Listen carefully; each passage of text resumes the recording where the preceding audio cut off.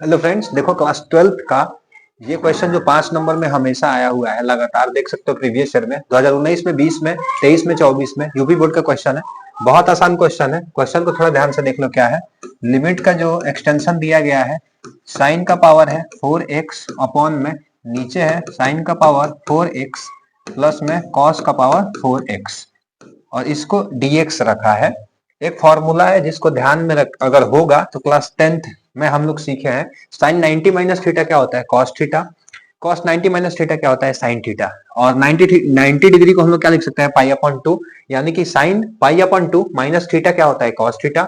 Cos pi upon 2 minus में theta क्या होता है, साइन थीटा। इसी पे हम लोग फॉर्मूले पे इसको रखेंगे तो देखो, 0 से लेकर पाई बाई 2 तक एक्सटेंशन जाएगा।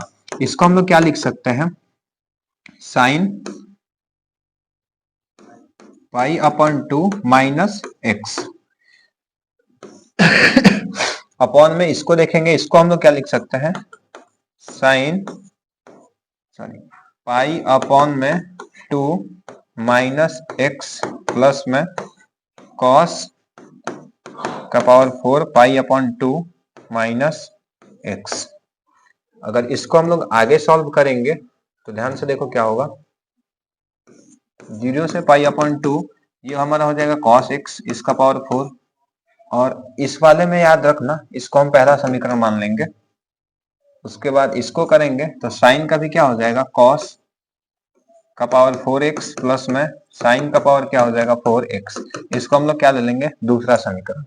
और जब ये क्वेश्चन को करते हैं तो हम लोग आई बराबर लेके क्या करते हैं, इसको सॉल्व करते हैं।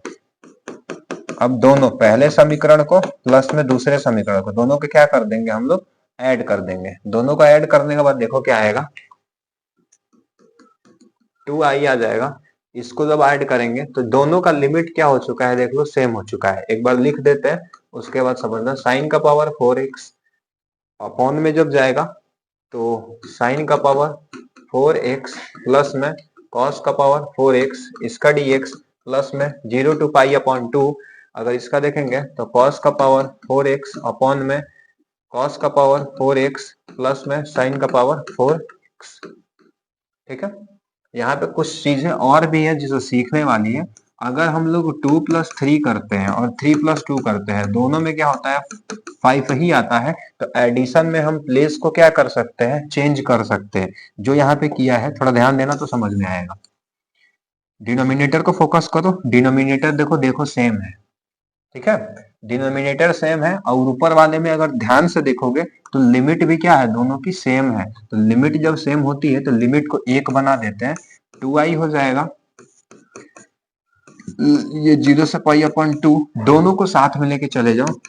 साइन का पावर 4x प्लस में कॉस का पावर 4x। क्यों, क्योंकि बचपन में सीखे थे अगर डिनोमिनेटर इक्वल होता है तो हम दोनों को क्या कर देते हैं, आसानी से जोड़ देते हैं, क्योंकि एलसीएम भी उसका क्या आता है, दोनों का सेम ही आता है। तो डिनोमिनेटर जब हमको दोनों इक्वल दिख गया है, डिनोमिनेटर क्या इक्वल है, तो दोनों को क्या करिए, ऐड कर दिए। साइन का पावर 4x प्लस में कॉस का पावर 4x, ये क्या है dx। टोटली क्या हो जाएगा, कट जाएगा। इधर बचा 2i is equal to pi अपन 2 एक्सटेंशन 0 से लेकर के ये 1 का dx। अगर इसका समाकलन निकालेंगे तो क्या आ जाएगा, x आ जाएगा। 2i इज इक्वल टू क्या आ जाएगा, x। और इसका एक्सटेंशन कहां से जाएगा, 0 से लेकर के पाई अपन 2 तक। यानी इसका एक्सटेंशन में देखोगे, एक बार upper limit minus lower limit हम लोग करते हैं। क्या करते हैं, अपर लिमिट जो है वो क्या है, अपर लिमिट है पाई अपॉन 2, माइनस में लोअर लिमिट क्या है 0। तो कुल मिला के जो आया हमारा क्या आया, पाई अपॉन 2, और इधर क्या है हमारा 2। तो आई को अगर निकालेंगे तो ये क्या आ जाएगा, पाई अपॉन में 4। यानी कि इसका जो आंसर आएगा क्या आएगा, पाई अपॉन में 4। देखो शुरू से इस क्वेश्चन को समझ लो, क्योंकि क्वेश्चन बार बार क्या हुआ है, आया हुआ है। हम लोग कुछ नहीं करेंगे, पहले जो क्वेश्चन दिया गया था साइन में, साइन का पावर 4x अपॉन में साइन का पावर 4x प्लस में कॉस का पावर 4x, इस चीज को हम पहला समीकरण मान लिए। उसके बाद 90 माइनस थीटा जो हम लोग ने फॉर्मूला पढ़ा था उनमें तोड़ा, दूसरा समीकरण हमने क्या किया, मान लिया। उसके बाद दोनों समीकरण को क्या करने पर, जोड़ने पर, क्या करने पर, जोड़ने पर। और याद रखना पेपर में हमेशा फॉर्मूलों को ऐसे साइड में बक्से में बना करके लिख देना, नंबर्स उस पे भी मिलते हैं, इसी पैटर्न में लिखना है। फिर दोनों का ऐड किए, उसके बाद हमने देखा कि दोनों का लिमिट क्या है, सेम है, डिनोमिनेटर भी सेम है। तो जब डिनोमिनेटर यानी हर हर अगर बराबर होता है तो हम लोग क्या करते हैं, ऊपर वाले अंश को जोड़ देते हैं। तो यहाँ पे हमने साइन का पावर 4x कॉस का पावर 4x को डायरेक्ट जोड़ दिया, दोनों इक्वल है, दोनों क्या हो जाएंगे, कैंसिल हो जाएंगे। और हमको पता है एक का जो समाकलन होता है क्या आता है, केवल x आता है, और इसका लिमिट 0 से क्या है हमारा π/2 तक है। और हम लोग को ये भी फॉर्मूला पता है, ये दिमाग में बैठा लेना, क्या होता है, अपर limit minus lower limit. Upper limit को पहले पकड़ लो तो π/2 माइनस लोअर लिमिट कितना था हमारा, 0 था, x की जगह 0 रख दिए, π/2 आया, 2i तो i लेके आ जाएंगे, तो इंटीग्रेशन कितना आएगा, i का मतलब इंटीग्रेशन होता है जिसे हम समाकलन कहते हैं, π/4 आएगा, यानी इसका आंसर क्या होगा, π/4। देख लो 5 नंबर एकदम फिक्स है कि ये क्वेश्चन आएगा, तो आपको दे के जाएगा, इसको एक दो बार क्या कर लीजिएगा, रिपीट कर लीजिएगा। देखिए अगला क्वेश्चन में सदिश समीकरण ज्ञात करें।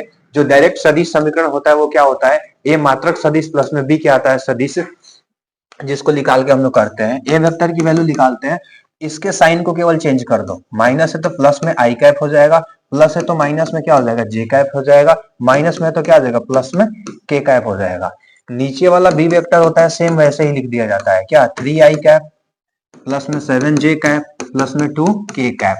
अगर अब इसको हम लोग क्या करते हैं, बैठाते हैं इस समीकरण में, जो व्यापक रूप होता है हमारा सदिश समीकरण का, वो क्या होता है, ए वेक्टर प्लस में लैम्डा बी वेक्टर। ए वेक्टर की वैल्यू जो ऊपर निकाले उसको लिख दो, क्या है 5i कैप माइनस में 4j कैप प्लस में 6k कैप। इसको हम लोग ऐड करेंगे लैम्डा टाइम्स, और बी कैप में क्या लिखेंगे, 3i कैप प्लस में 7j कैप प्लस में 2k कैप। ठीक है, यही हमारा जो आएगा, क्या आएगा, उसका कार्तीय समीकरण, जो समीकरण होता है सदिश समीकरण निकल करके आएगा। इसका आंसर क्या है, ये भी क्वेश्चन लेके चलो, आपको 5 नंबर क्या करेगा, दे के जाएगा। ये भी नंबर कितने में आता है, 5 मार्क्स में क्वेश्चन आता रहता है। ठीक है, इसको ध्यान से देख लेना शुरू से ही, ये नंबर, ये फॉर्मूला याद रहेगा, डायरेक्ट आप क्या कर सकते हो, सॉल्व कर